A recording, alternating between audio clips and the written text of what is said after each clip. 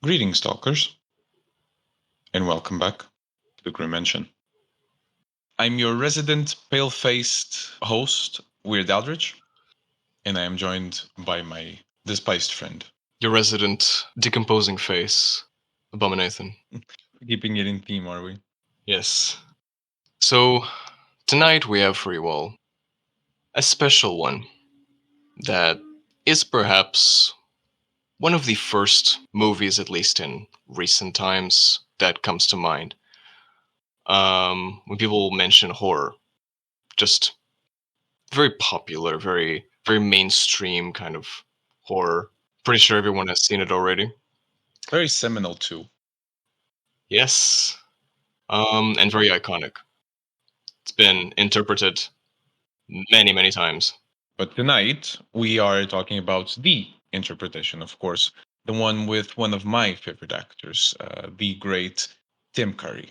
TV no. adapted to the...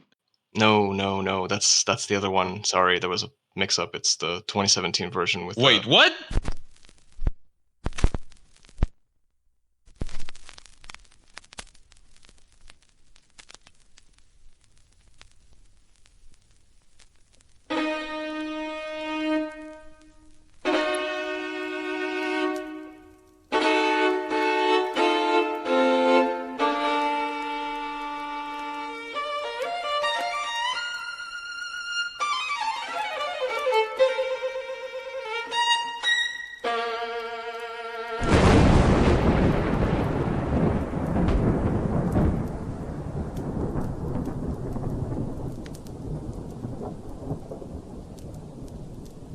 Like this one is so much better because it's the first time we're seeing it in the big screen, man. Like, but who cares about a big screen? We always watch it on the little ball. No, but it's for the masses. It's for like, it's not really a movie if you're not like. Oh, we're caring about the masses now? No. Well, we have popcorn at home. Well, sure. Really, like, you think about popcorn now, like. No, you brought popcorn up here. No, what I'm saying. No, excuse me, Aldrich. In this discussion, what we're talking about is that which one is the best movie, and it's clearly this one.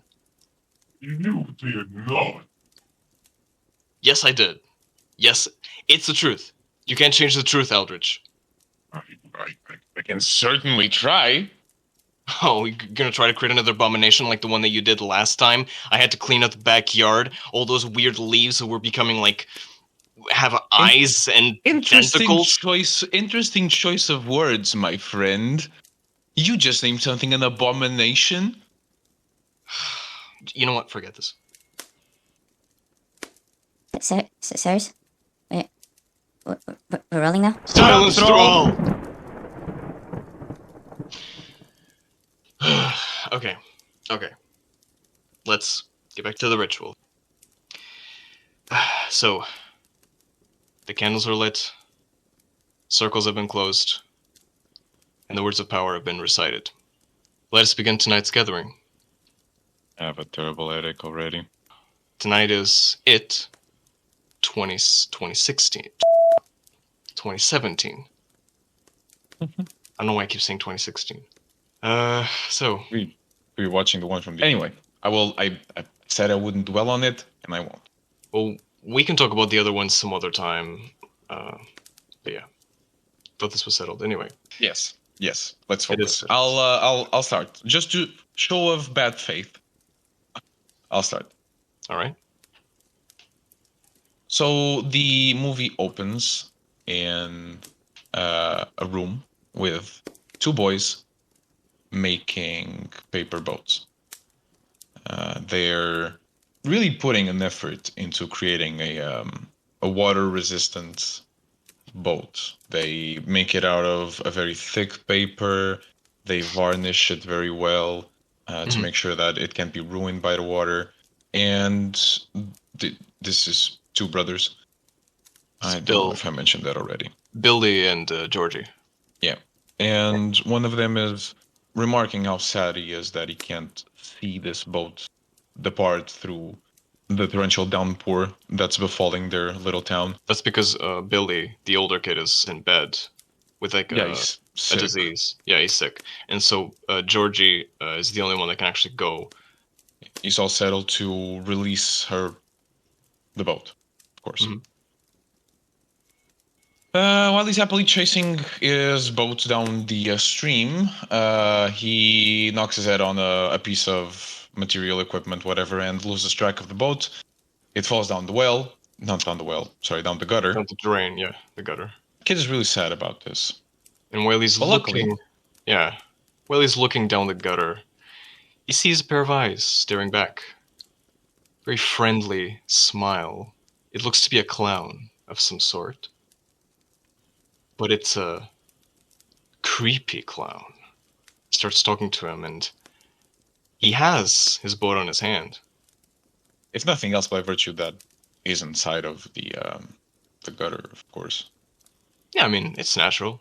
Clowns inside of gutters, everyone seen that before, right? But this kid, is creeped out. He's not very trusting of strangers. But the clown tries to. He introduces himself. Introduces himself as Pennywise, the dancing clown. Pennywise, the dancing clown. Yeah.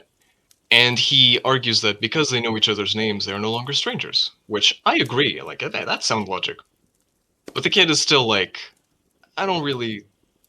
This is just want to say that this is very close to violating the Carcosa Convention, but he gets off on a loophole here. Okay, for those of you that understand a bit of what we're talking here. But he gets off on a loophole. Yeah, go continue. Well, to be honest, he needs to feed, so you could argue that he could he's doing it in survival. Although we can argue about the ethics of this later on. So yeah, the kid is like feeling pretty creeped out, and he kind of just wants to go. And never mind the boat at this point. Yeah, but the clown is like, "Don't you want your boat back?" And he offers it to him. Stretches out his hand, and Georgie stretches his hand, and the clown opens his jaw and chews off the arm of Georgie.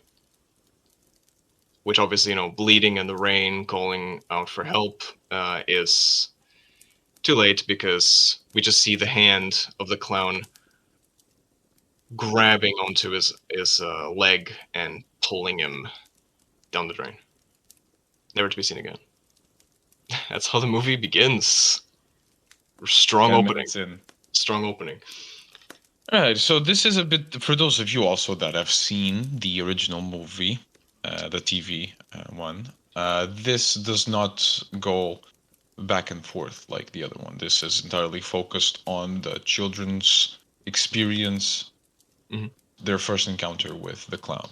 So from there on out, we get a view of one of the other kids, Mike, right? You're Mike Hanlon, yes. Knows about the kids. He's working with his dad at the slaughterhouse, and I don't think, if I remember correctly, he's not able to slaughter the sheep that he's supposed to kill, right?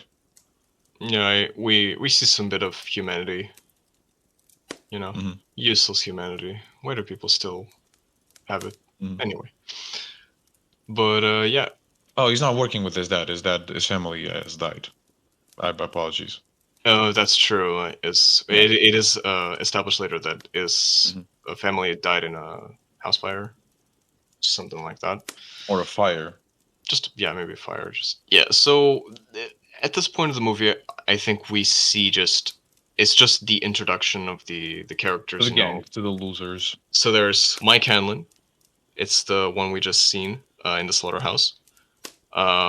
There is Billy, which we've already seen. It's the one that has that stutters, and his younger brother died. We have Richie, which is the one that's constantly doing dick jokes. Gotta love those. We have Beverly Marsh, which is the only girl in this that we follow. There's Stanley, the Jewish kid that is scared of paintings or something. And there's Ben, which is the new kid on the block. The new kid on the block, yes. And these are the characters that we follow. we'll know a lot about them in a bit. So far, the movie is just showcasing the characters and things that happen to them. The core group of the kids that already know each other, so that's Richie, Eddie, Georgie, and Stan. Not Georgie's dead. Sorry, Billy. Yeah, Billy, his brother. I'm terrible with names. We already know this. It's been established. It's been established. It has been established. They're pretty worried right now about Stan's upcoming bar mitzvah, or at least they're sharing that concern, I think, with him. And of course, they have to deal with the bullies from school, and eventually, their faiths all intertwine. Is that the word I'm looking for? I would say their paths cross and Yeah, but in are- a way that connects them not just here but forever. yes, I like would say. their lives are forever intertwined. Yes, I would say like the threads that of is the fate. right word. Yes. Okay. So while the kids are having their internal intra and interpersonal affairs with the bullies and with school and the bar mitzvah and whatever, the town starts experiencing. Kids start missing, and The police comes to investigate, Mhm. and there's just this over this feeling that something is wrong in the town. also meanwhile, there's this scene. They're trying to like do some like romantic stuff between Beverly and Ben. Yeah, not really into that, but you know, I guess humans like that stuff. And you like that stuff too, right? I do. While I do enjoy romantic plots ship them? and listen. Let me Sorry, be very clear. This is children we're talking about. that is true. I find it. Yeah. Again, I am out of while touch. I understand that these are children experiencing their first romance. I just feel like it's I should be above the shipping of however you said it. It's it's a new term. It's a new term. I think I've explained to you already. It's great to see coming of age story type of situation where this is approached. Well, it has that feeling of essentially these kids' lives are pretty miserable if it wasn't for each other. Mm-hmm. And that, like, I am obviously dead inside, and I have barely a soul. But part of me, the slight sliver of me that still remembers my life before I became, it sympathizes with that. There's a kind of romantic kind of as you said, like the coming of age, that innocence and the friendship. I feel like that's just your new brain talking. Maybe it is a bit of that. I did replace it recently, so maybe that's We it. I digress. have no idea. Anyway, we get some creepy things going on. Yeah, the kids started experiencing some encounters with Pennywise as he starts creeping up to his full power. He's showing them their fears, I guess. For example, he shows up to Mike as his parents burning up in the building and not being able to come out. Yeah, what's interesting about these events or these apparitions is that they only appear to the specific kids that they're targeted to. So people could be like next to them and they don't experience this stuff. There's a scene, as you mentioned, like the scene with Mike, where like he sees like the burning hands of his parents, like trying to get out of an old building. Yeah. Mm-hmm. Like that building has people inside and they don't see any of that. So that's clearly just it's sort of a hallucination, but it's also not really because it's targeted. It's what I would call an apparition. Yeah, it's what I would call an apparition. He's projecting. He's essentially flexing. Yes. Did I use that right?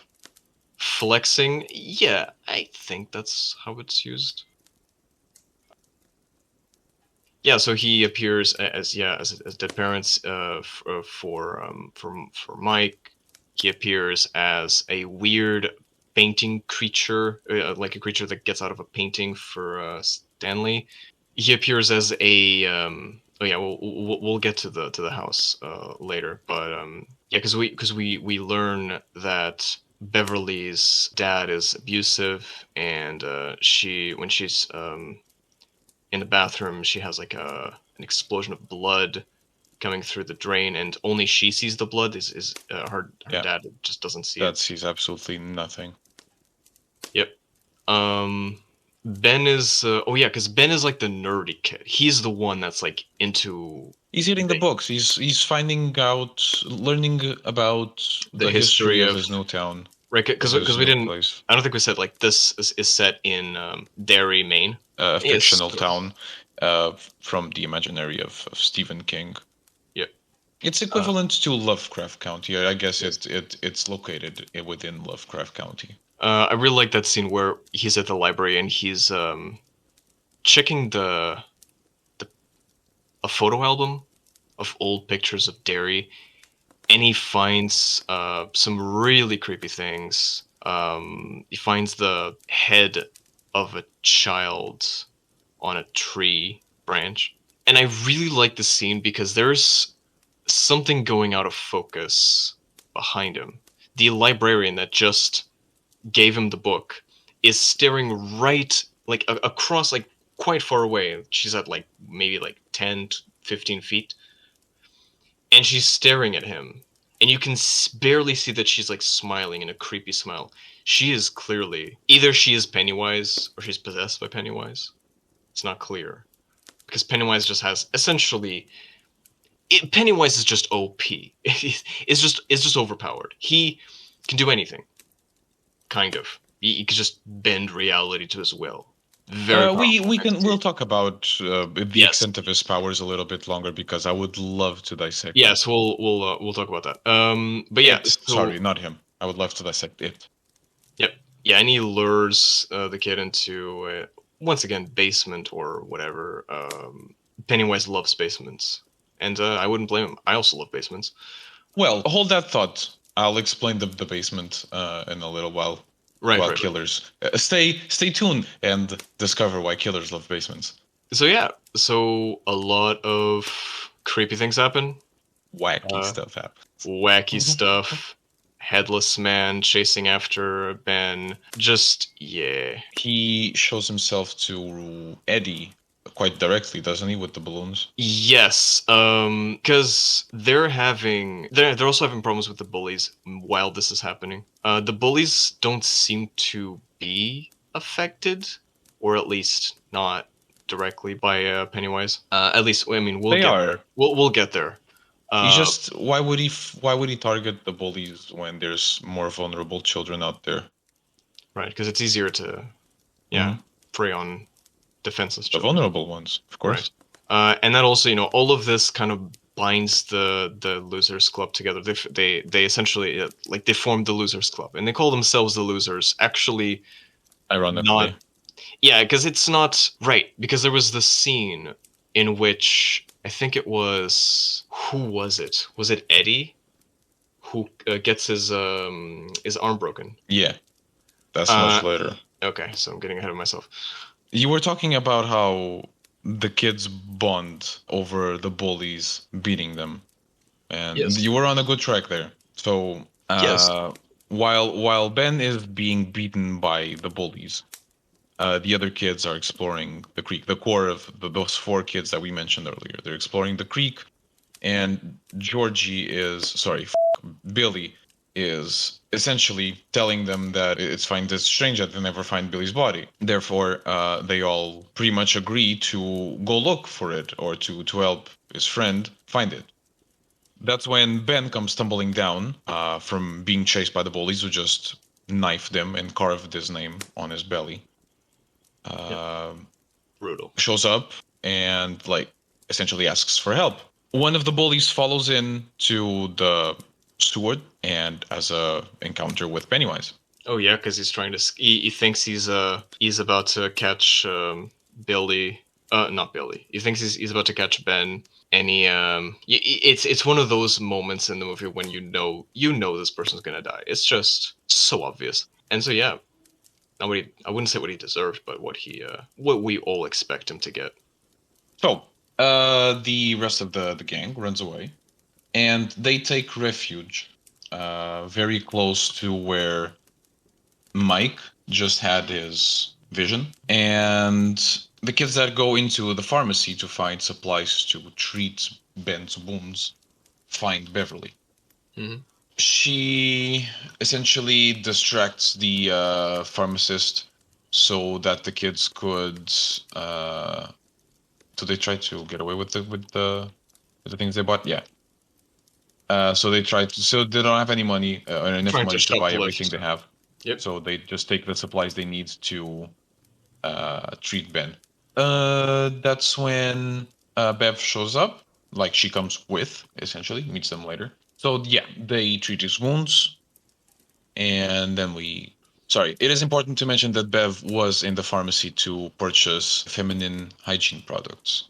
She is in the time of her life where she starts becoming a woman, and her father can quite literally smell that. Which is not normal. Yeah, he remarks parents. how she starts to look like her mother, right? That's when she decides to cut her hair. Yeah. That's when she gets a new haircut. Yeah, and then she flushes it all down the drain. Yeah. Cut to a scene of the kids nearby the creek, and they're having fun. What kids do in these places. Mhm. And Bev essentially shows up, takes off her clothes as well because they're all in their tidy whities.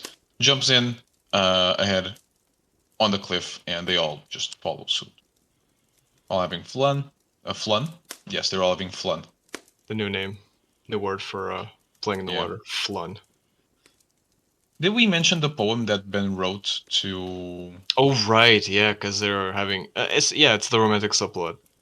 They're having It's a little romantic triangle. So Ben writes a poem to Bev. Bev thinks that not Richie, that Billy wrote the poem, and obviously Billy doesn't really understand what happened. They're all so absolutely flabbergasted at the sight of a girl hanging out with them. Like, right, kind of hilarious. Yeah, I believe this is when they were discussing that they're all seeing the same things, or not really the same things, but a clown. Similar. Yeah. That this town has a very high rate of people going missing. So they all go to Ben's house. He shows them their collection photos of his investigation. Yep. And there's always Pennywise just to go on. Yeah, because there's this clown always in a lot of pictures, like old photographs and like engravings, and they don't understand like why is it always the same clown? What is this? That's when Eddie is walking by this seemingly abandoned house, and I don't know if I've mentioned, but he's a hypochondriac. Other than being asthmatic, his medication falls out of his backpack. Any pack. Tries to pick it off the ground, and a hand, almost like a rotting hand, grabs one of the pills and hands it to him. And he sees this leper, ultimately, this like rotting corpse. This monster, this creature, chases him into the front yard of the house. You know, he's completely he's losing his mind. And then when he turns around, there's Pennywise. There's the clown with this triangle. He's like behind this triangle of red balloons. You know, another one of these appearances. But this one is special because of the location. It's a location that is going to be important later. It's a secret. Secret. No, never mind. I'll say something stupid. Don't say it. No. Know what you're going to say. I'm not going to say it. So we then go again back to Bev at her place, who locks herself in the bathroom to read her poem. and then starts hearing stuff from down the drain. She finds all her hair in a bloodied mess It's after grabbing interesting. like a measuring tape to see how far the drain drain. goes. Yeah. It's one of What's those interesting? weird. It's one of those drains that don't have that filter, so it's like she can do that, and yeah, all the Pretty blood old. starts. Yeah, So she pulls out like the massive hair that grabs at her, like animates, very Evil Dead style, and just grabs her by the face. yeah, and the And, the entire bathroom is spilled with blood. I found the interesting detail that the voices she hears from from down the drain are the voices of the dead kids. Obviously not them. Obviously it's Pennywise interpreting as them, but it's interesting. Yeah, they all keep saying. That's what I wanted to say. That they all keep saying that you'll float here too, and we all float down here and stuff like that. Mm-hmm. That's interesting. Yes. So, also interesting is that the dad doesn't see any of this. It's all for the kids. Yeah, it's what I was saying. Like it's these apparitions that only target specifically them. So then Billy has his meeting with Pennywise. Oh yeah, He sees his brother. I believe it's in the same basement where originally Georgie was looking for the varnish, right? Yeah. That's where he apparently it's flooded, and in the middle of the water he sees Georgie in a corner. Yeah, apologizing for losing the boat, and also saying that he'll float down here, kind of like the other one. Very creepy. Mm-hmm. Starts mutating. Oh, you're right. Obviously, I think we've already established, or it's already been established, that Pennywise is a shapeshifter, like really, really incredible shapeshifter. And that's actually his arm, shaped like Georgie, that he was using as like a puppet. It was interesting. But yeah, that was Billy's apparition. And this is when they decide, yeah, well, we got to do something about it. They meet with Bev, who decides to show them the bathroom, and they all see the blood just to make sure that she's not crazy, you know? Right. They clean it all up. Oh yes, the blood cleaning montage.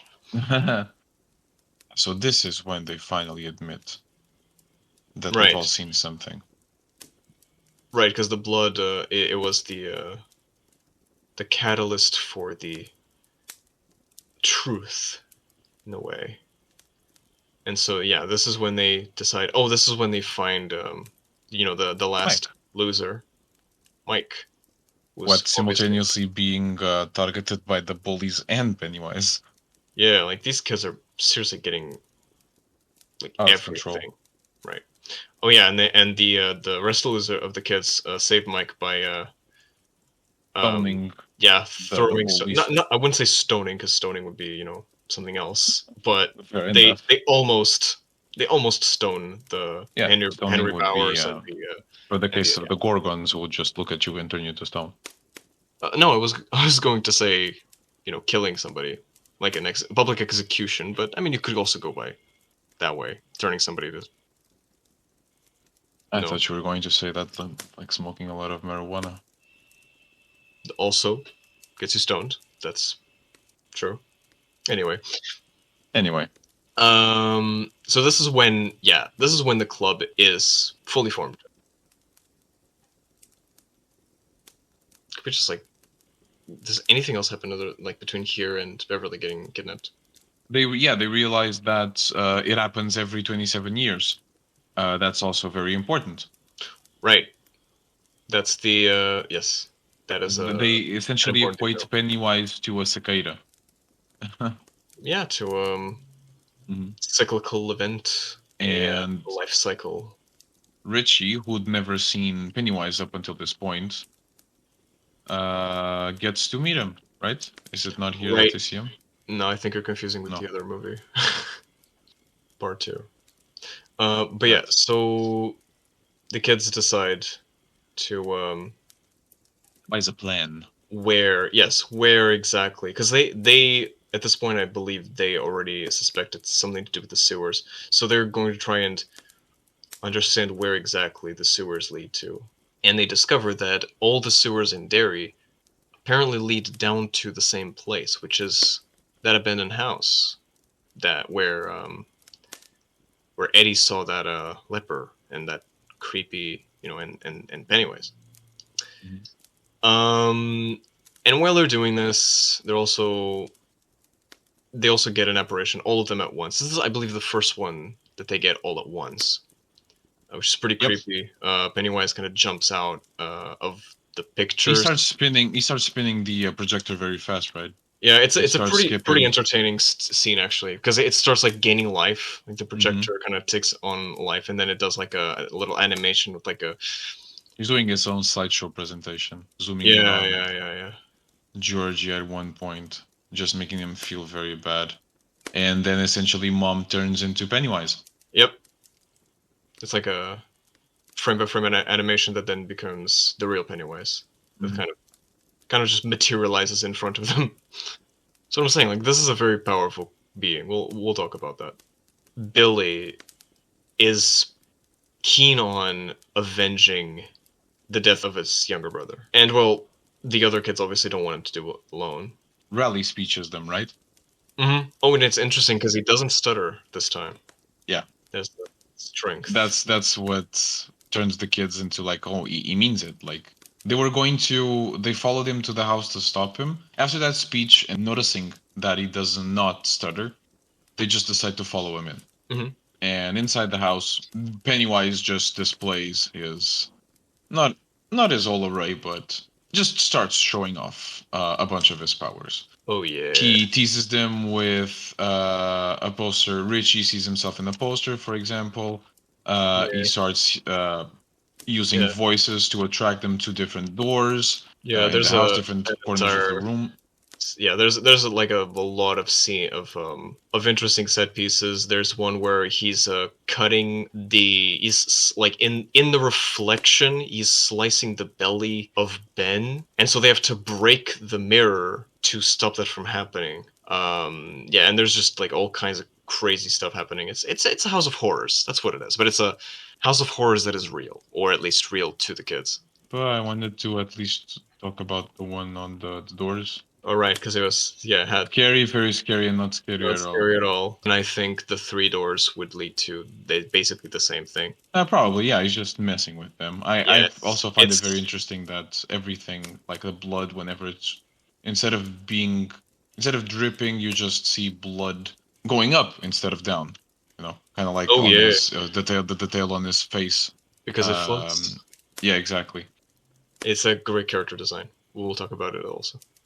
So Billy essentially faces his fear and is able to break through his spell and cross the door to where Eddie was being attacked by Pennywise himself, and Bev stabs Pennywise in the face, who starts to reveal his true form, but decides that it's best to take a bow and exit stage left to prepare better for a confrontation with the kids. So down the well he goes into his plane of power, and everything comes crashing down when Eddie's mom comes pick him up. Right, overprotective mom. He broke his arm, right? Down. Yeah, he gets a cast, and one of the female because there's male bullies like Henry Bowers, and there's the female bullies, and one of the female bullies that was working, I believe, at one of the shops where he buys his medication. And she asks if he wants an autograph because the cast has nothing, and she says it's sad that it doesn't have any autograph, and so she offers to autograph him, and of course that's a trick. She actually writes "loser" on the cast, and then it's interesting because then he over the S he draws a V, so it becomes lover. And that becomes kind of one of the symbols of the. That's a bit further ahead. I would like to mention that. Detail. I mean, it's not. Yeah, of course. I just want to mention that right after Eddie's mom picks him up, the kids have a bit of a falling out, They argue over what to do next, and obviously some are scared. Billy wants to do this, etc. So they spend like some time apart, essentially. Oh, and this is when Henry Bowers gets his apparition, and his apparition is pretty interesting because because he also has like an abusive dad. Well, Yeah, obviously, yeah. like He's a with cop. right with a you pretty much realize like that Henry Bowers can only have a dad like that. And Pennywise, and I think this is like a bit farther in the movie, but Pennywise starts to tempt Henry Bowers, and he tempts him with a knife, essentially telling him it's quite a striking scene, in which he receives a knife in the mail, and then The obviously knife he lost, right? right, the knife that he lost, and it's like that kind of it's not a butterfly knife, but it's like a flip knife, the one like you click on the thing and it opens the thing. Yeah, and it's an invitation for him to essentially kill his dad. It's interesting because dad is asleep on the couch, and as he's approaching, there's on the TV there's an ad. Not an ad, it's like Sesame Street. Right, something like that. And it's interesting that the ad is actually Pennywise, essentially. Because if you notice everything, there's a detail in this movie that every time that there's an ad or television, it's always twisted in some way. Mm-hmm. If you notice, yeah. And in this case, the television is telling him like kill them all, and this they'll float too. Yeah, and Henry kills his dad, slices his throat, and he turns. You could say he turns into. And possessed by Pennywise in a way. Yeah, something else. He's like a vessel. Because I'm preparing for final confrontation, like in a way, I guess. Beverly is also trying to get off her dad's iron grasp, and she very much physically fights back as her dad is, well, trying to do things that parents shouldn't do to their children. Right, and she kills him, right? I don't know if she kills him, but she definitely knocks him. She knocks him unconscious, and then Pennywise. That's the moment when Pennywise uses to kidnap her, and that's the trigger that then they're like, yeah, we have to go get her. Like this is and they reunite to go and do a final confrontation to finally. They're all facing their. In a way, they're all facing their protective guardians and their fears. Yeah. They're becoming, the coming of age part of the coming of age story. So they once again go down the what? They have all this equipment and stuff, and they want to go down to the sewers. Yeah, there's hints that Stanley. There's something wrong with Stanley in that he really doesn't want to go forward with this. I think that's also important to mention. Yeah, Stanley is the weakest one mentally. Definitely. So they all venture down to the well, being followed closely by the bullies without them noticing. While Beverly wakes up underneath, already down at Pennywise's circus. Oh, right, because there's this really interesting set piece in which Beverly wakes up. There's basically a pile. Pile is not even the right word. It's a mountain of bodies. And the mountain has some bodies that are like, they're floating. Pennywise was right. They are floating. As he promised. It spirals up to the sky, essentially. Yep. And he shows up through, and does a little show for Beverly. He does a little dance. He's, I think he wants to show her, he shows her his true form. Oh, yeah, right. And I wouldn't say the true. Right, it's the true form. It's the deadlights. It is his true form. Yeah, exactly.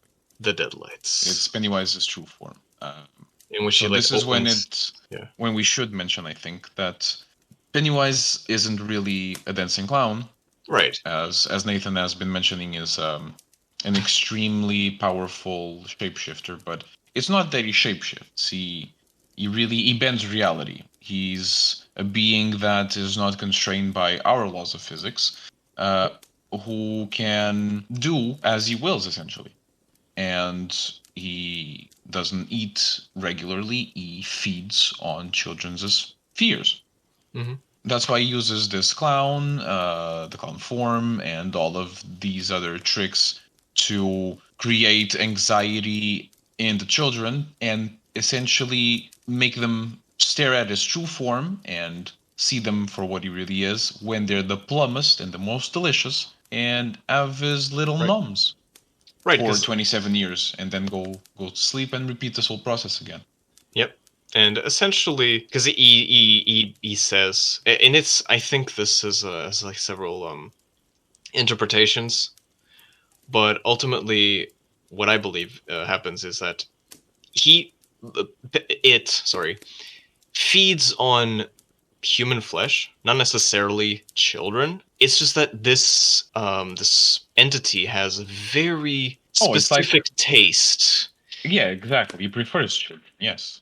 It's not that it prefers even children. It prefers it says I don't remember if it's in this movie, but ultimately the idea is that flesh tastes better when it's seasoned with fear. That's the premise. So children are easier to scare, so they're going to taste better when they're scared because they're more scared.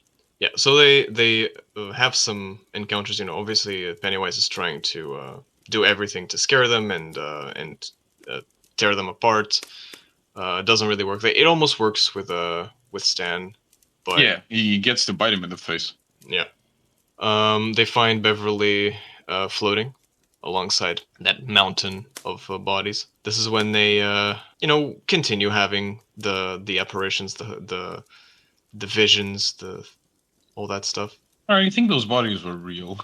The ones that appear on the water. Maybe. But yeah, the gang does reunite. They try to pull Bev down, and she doesn't seem to be waking up.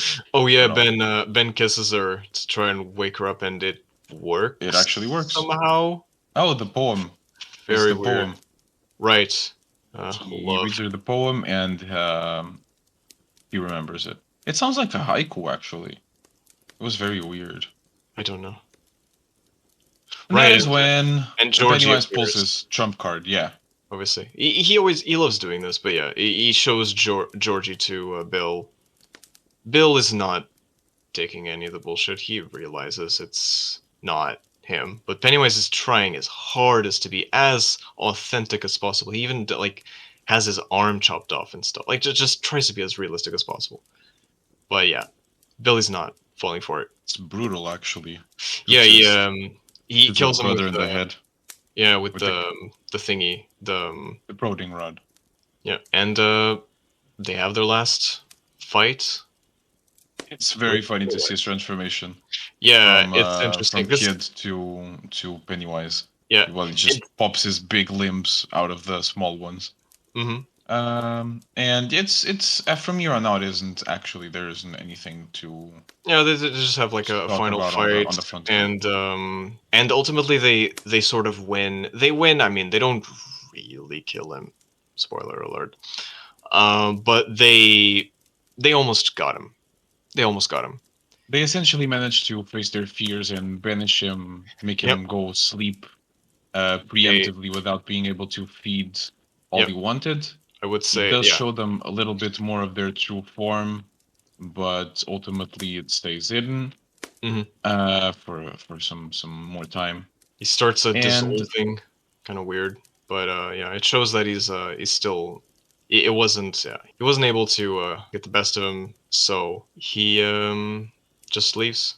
You see all the bodies of the people that were floating. They suddenly start slowly coming down. Billy finds Georgie's coat and keeps it. He's going to probably keep it as the only souvenir he has of his brother, or use it to have like some sort of burial as best as he can. Mm-hmm. And then yeah, the Losers Club meets a month later in September by the end of the 'Cause- summer. yeah, to 'cause they don't know- make Right, because they aren't sure if the thing is really dead, obviously. So ultimately their plan is, if the thing is not dead and it comes back 27 years later, we're gonna be here to face off against it one last time as the Losers Club, or at least Yeah. that's the pact. And they Interestingly enough, they do make a blood pact. yeah, they actually make a blood pact. Glad we're not talking about the book. They make a different pact in the book. A more more intimate version. Let's not go there. Let's not. Yeah. Let's not. Anyway, and that's the movie. Yeah, that's part 1.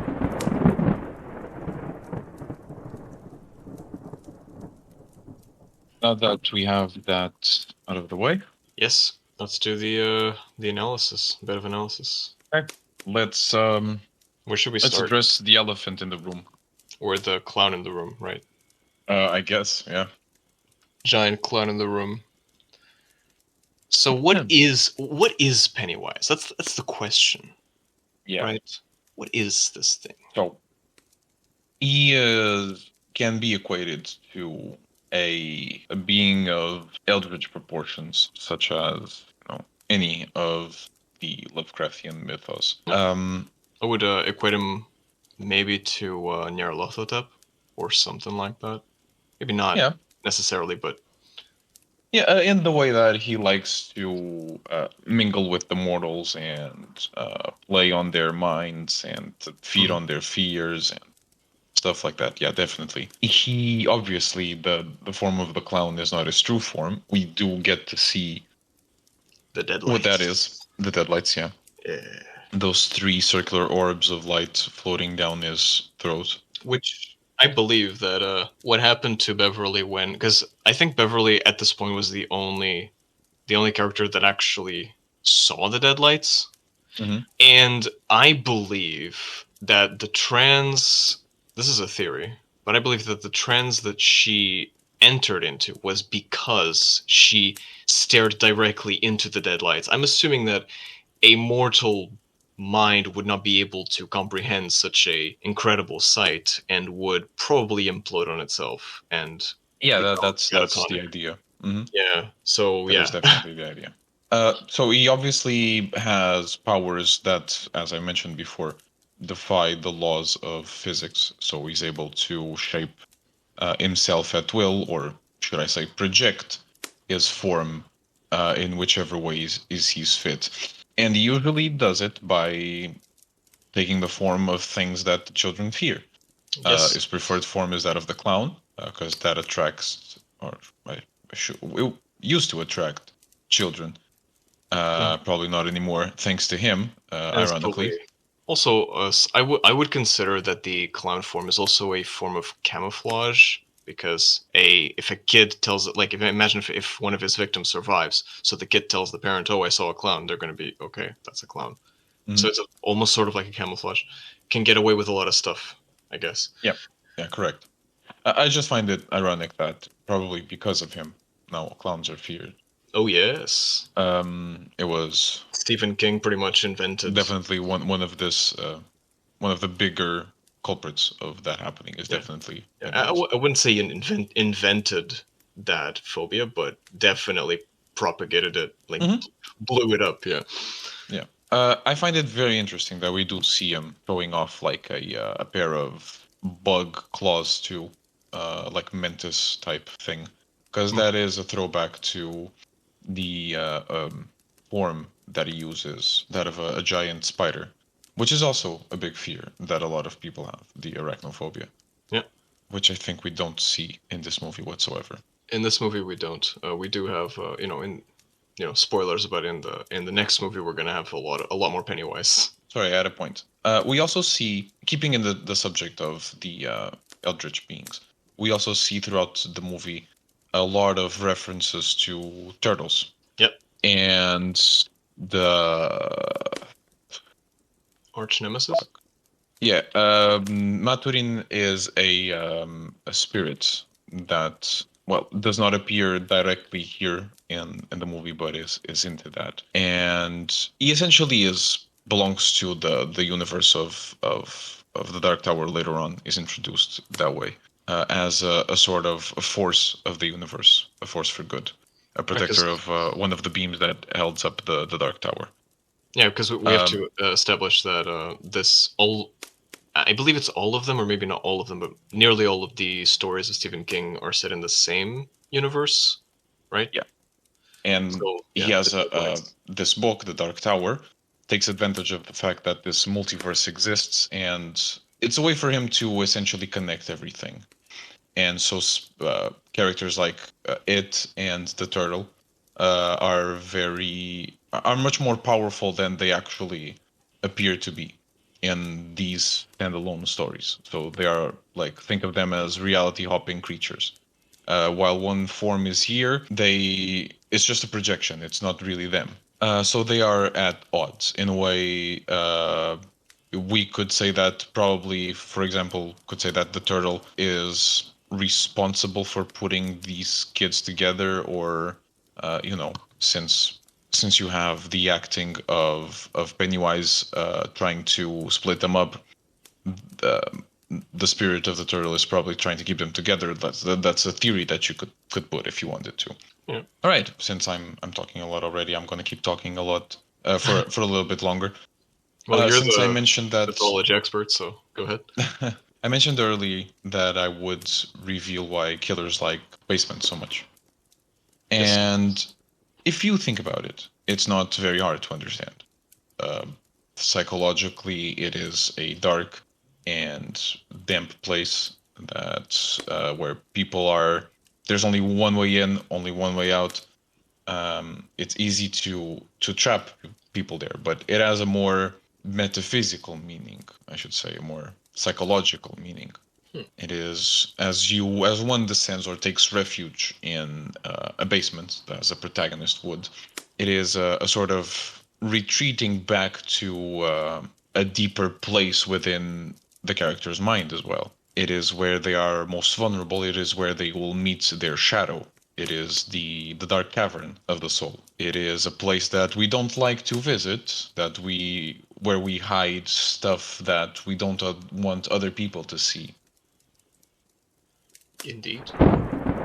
And every time a basement would show up in the movie, that's usually what, or at least in the horror movie, that's usually what those mean. Yeah, and especially in this movie, you do see like a lot of the visions and apparitions happen. In fact, pretty much all of them. No, not all of them, but a lot of them happen. Yeah, not all of them. Dark, sort of cave-like areas of buildings, and yeah. And I have to say, sorry to interrupt. Continue. No, I was just saying like Pennywise clearly has a preference for these places, regardless of him, of it being in the sewers or not. Just as like a. Mm-hmm. Another thing that I would want to mention is the fact that this movie premiered 27 years after the TV series. Mm-hmm. Okay, you're not going to comment on that? Fine. Wait, what were you expecting me to say? Like that Pennywise struck 27 years after his original attack on the masses? Yes. It was just a cool it's a nice, yeah, exactly. It's a nice reference. Even though like the movie isn't because it's interesting because the TV series is set in the 60s or 70s. Yes, I was going to get there. The children actually. Yes, exactly. 50s, 60s, around that time. And then so yeah, and the movie, so the TV series is set in the the adult version is set in the 80s. It's set, I believe, not when it came out, but a couple of years before after. So it's set a couple of years before it came out, because it came out in the 90s, right? Yep. And so this movie came out in 2017, and it's set in the 80s. So it's like the movie's always set around the time that it releases. And so if you release it 27 years later, it sort of like aligns. It's interesting. Yeah. It's very cool because if you're watching this movie now as an adult, you probably watched the original when you were a kid. And you probably and you had your childhood in the 80s. So yeah, it really it was a good adaptation for probably for people who lived around that time, that were children around that time. It probably felt real because the Felt more kids real. the Yeah. kids would probably be not adults, but would be young adults by the time that the TV show would show up, and so will probably be around the age that. Well, yeah, I'm going in circles at this point. It was a very good adaptation from the or a sort of, I don't want to say adaptation again, like a revival. Uh, Reboot. uh, it freshened up very well the entire scenario around it, the entire setting around it, without compromising on the plot of the movie a lot. Yeah, just changing the time period makes it all Yeah. more makes it different in a way that's familiar, but also updates it in a way. Yes. Of course, Updates it. I would like a version that's set in the 1890s. Oh yeah, the So first. I would love to see the first time that Pennywise showed up. Yeah, that would be really interesting. I there's some hints. That's actually something. And we're going to talk about it in the other episode because we're going to do for the part 2. But yeah, I would like to see some of that Victorian Pennywise. Anyway, so the powers of Pennywise, shape shifting, mental. Oh right, because there's an interesting thing about Pennywise is that he knows your worst fears. He is a mind reader. He just smells it. He just smells it. He knows. He just knows your fear. And yeah, and uses that, and it's an interesting plot device because you're making the creature, in this case it, use the characters against themselves in a way. So you are creating, you're doing jump scares, you're doing all these set pieces, but they're also characterization. So you're doing two things at once. It's actually pretty interesting, pretty ingenious form of storytelling, if you ask me. That you can do a lot of like really deep, like psychological commentary about what these characters are going through Pennywise. So because Pennywise reflects that, it's very interesting. And we see in these movies, in the original, in the book, and this entire, I guess, series you could call it, is very much about childhood trauma, abuse. It has a lot of those themes. The loss of innocence. There's an interesting detail that I want to mention as well, which is the fact that the adults don't see, or have apparently lost the ability to sense Pennywise. It's interesting that it's not all adults, though. We'll get, again. We could talk, we have a lot to talk about in the second part, but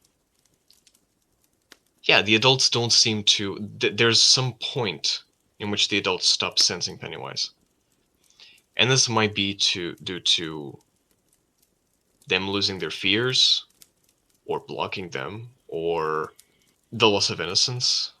Even though, because these kids, when they grow up, they still sense Pennywise. They haven't lost that. Probably because they've encountered him before. Maybe, but it's Pennywise still has a connection to them. He really didn't. He was supposed to feed on them, and he really didn't. I don't know. There could be a lot of things in play here. right. Yeah. So yeah, again, yeah, we could talk about Pennywise for hours. Yeah, I think we're gonna leave a lot of the stuff for later. Yeah, because we still don't know everything about it. So yeah, that's a good idea. You were talking about the kids, though. Yes. Yeah, I'm glad there were some changes made to the dynamics of the kids, especially the ones from the book. Mm-hmm. There are changes from the TV series. There were changes to what the book had, and now this has changes from the book and the TV series. So they're all like slightly different, But they're still, all equally valid. I think they're all good. Ultimately, they are the same story, but just told differently.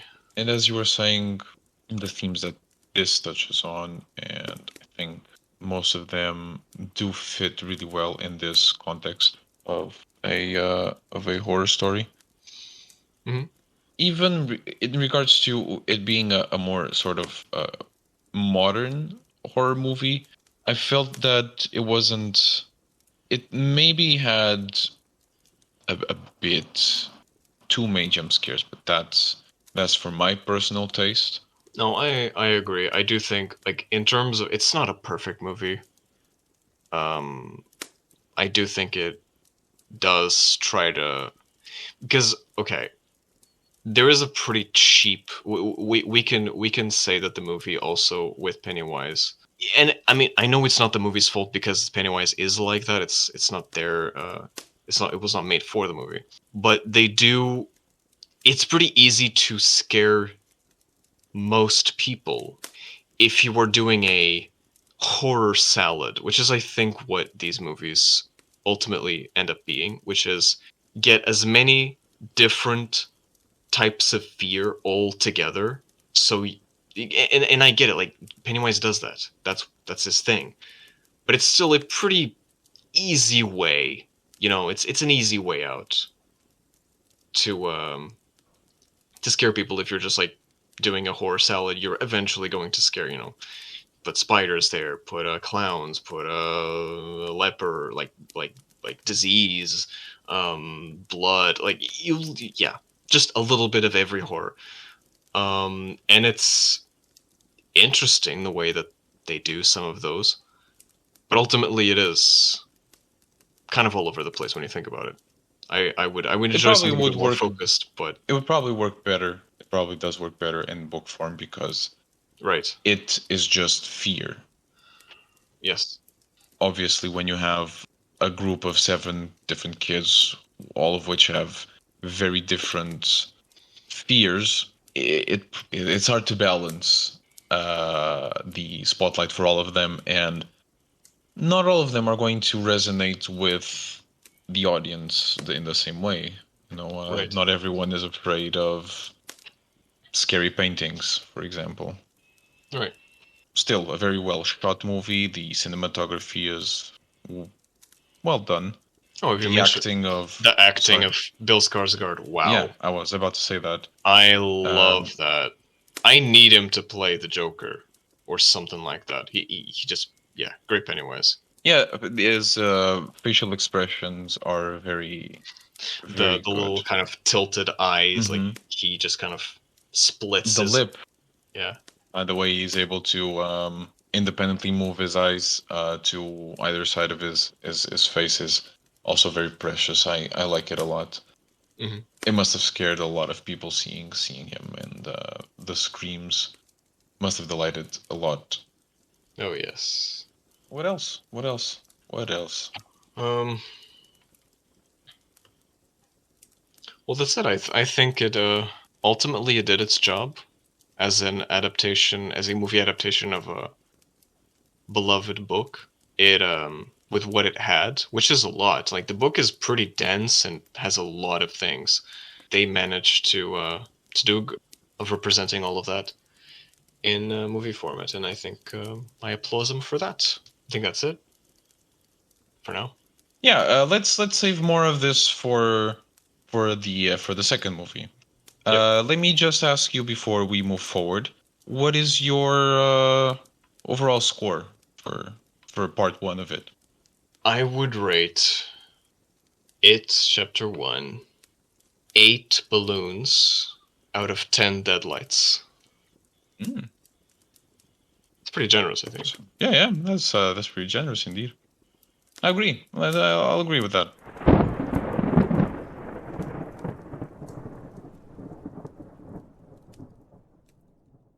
Aldrich, I have a confession to make. One. Remember that those thingies, those rectangles, reflective screen turns on. Sometimes fine. There's like a bunch of them in the back. Uh, Um, I think I mentioned to you. There's a thing called Twitter. yeah, I remember that.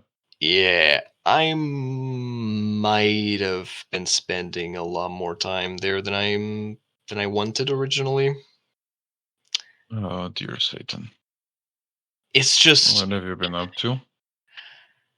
look, that place just has it has an aura that just attracts me. There's this chaotic, just disgusting ambient into that whole site that is just, I really know I shouldn't be there, but I can't stop. It's really hard. I've had some thralls. Nathan, Yes. you had me at chaotic. You want to see what I found? I think I will. Yeah, Like, hey, you had my curiosity.